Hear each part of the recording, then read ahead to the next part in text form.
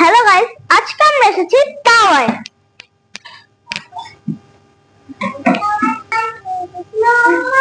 এইটা চৌমাথা সিএমবি রোডে অবস্থিত। আর এখানে খাবার অনেক ভালো, অনেক টেস্টি। আপনার চাইলে এখানে আসতে পারেন। আপনার বাংলা, থাই, ইন্ডিয়ান যেই খাবারই পছন্দ করেন না কেন এখানে এসে খেতে পারবেন।